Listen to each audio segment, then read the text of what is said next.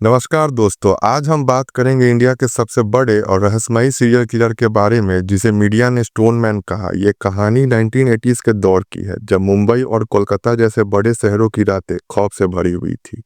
यह एक ऐसा हत्यारा था जो गरीब बेघर लोगों को रात के अंधेरे में पत्थर से मार देता था। टोटल मारे गए लोगों की संख्या 25 से ज्यादा थी, लेकिन यह सीरियल किलर कहीं पकड़ा नहीं गया। इसे आप पुलिस की नाकामी कहें या समाज की लापरवाही, लेकिन यह रहस्य आज भी अनसॉल्व्ड है।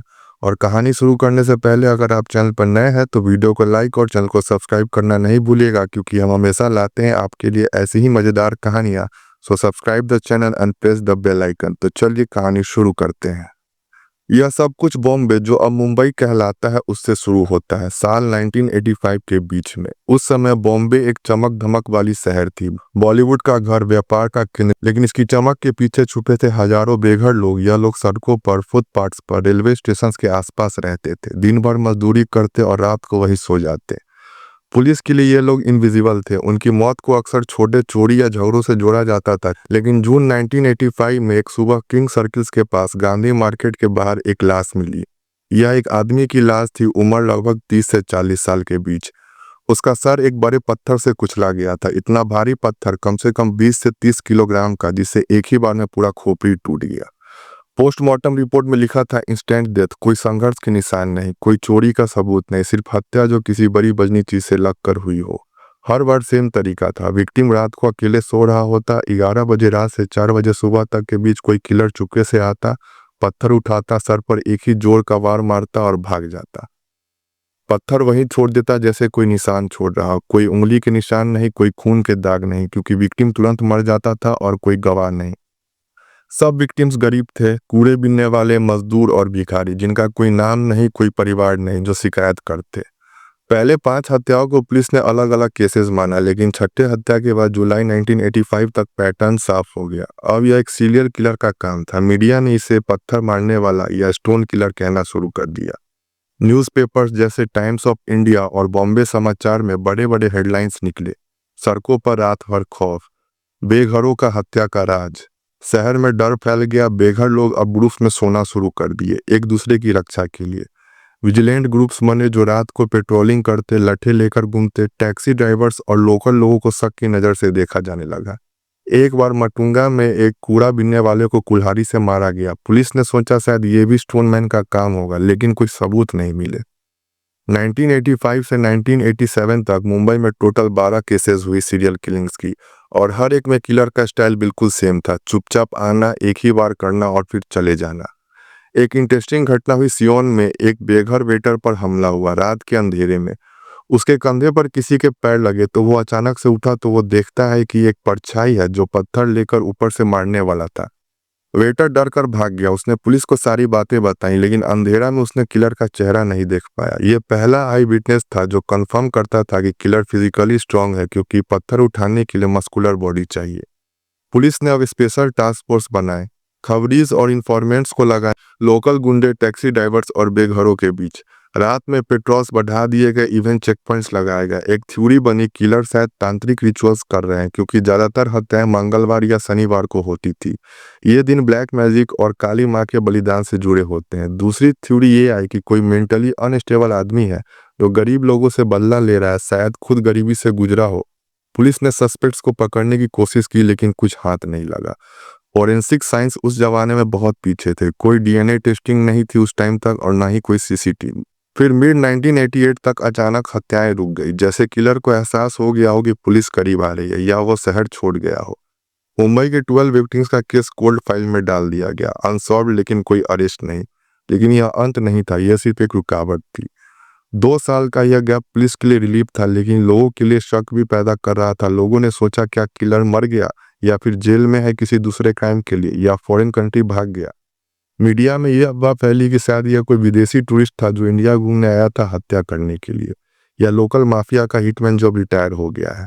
बेघर समुदाय में खौफ बना रहा। लोग कहते पत्थर मारने वाला अभी सड़कों पर घूम रहा है, बस रुक गया है। एक फिल्म भी बनी थी बाद में इस केस पर बेस्ड 2009 में, द स्टोनमैन मर्डर्स, जिसमें के मेनन किलर का रोल प्ले करते हैं। फिल्म की स्टोरी ये थी कि किलर एक पुलिस कांस्टेबल था जो तांत्रिक रिचुअल्स के लिए हत्याएं कर रहा था, और पुलिस ने कवर अप किया और उस फिल्म में पुलिस ने किलर को मार दिया।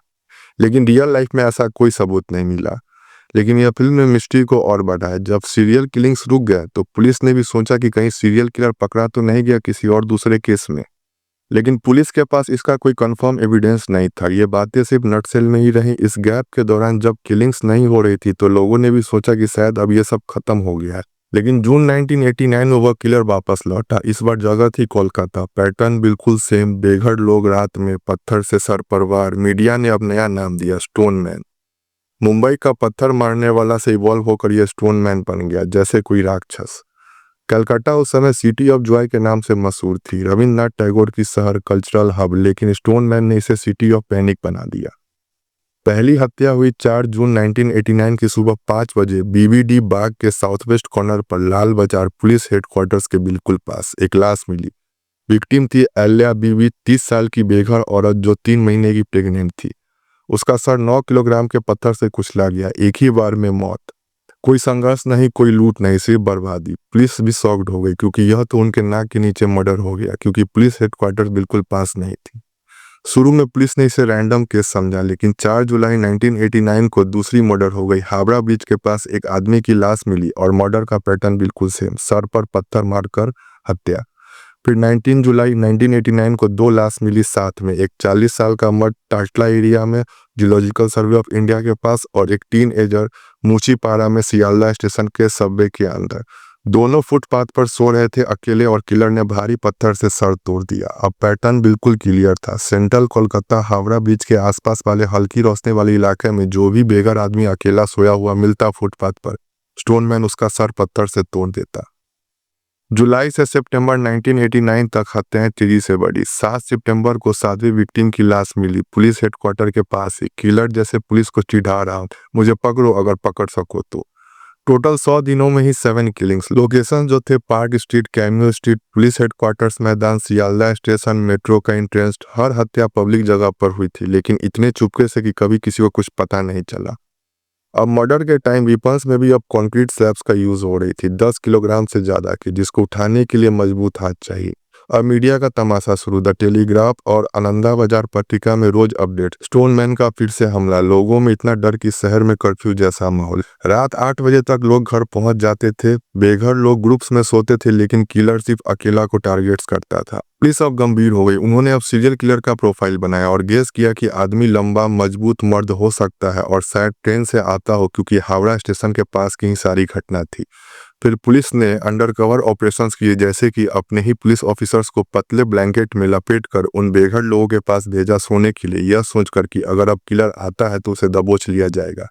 लेकिन उसके बाद वो कभी आया ही नहीं और पुलिस के हाथों कभी फंसा ही नहीं। फिर पुलिस ने कुछ पागल और मेंटली इल सस्पेक्ट्स को भी पकड़ा, ये सोचकर कि कातिल उनमें से कोई एक हो, लेकिन एविडेंस नहीं मिले तो उन्हें छोड़ दिया गया। फिर एक आखिरी हत्या में किलर के फुटप्रिंट्स मिले, जो कि मीडियम साइज के आदमी की और इशारा कर रहे थे, जिसकी राइट फुट की बड़ी उंगली अनयूजुअली लंबी थी, लेकिन कुछ हाथ नहीं लगा। उस समय डीएनए जैसे चीजें नहीं थी और सीसीटीवी कैमरास भी नहीं थे।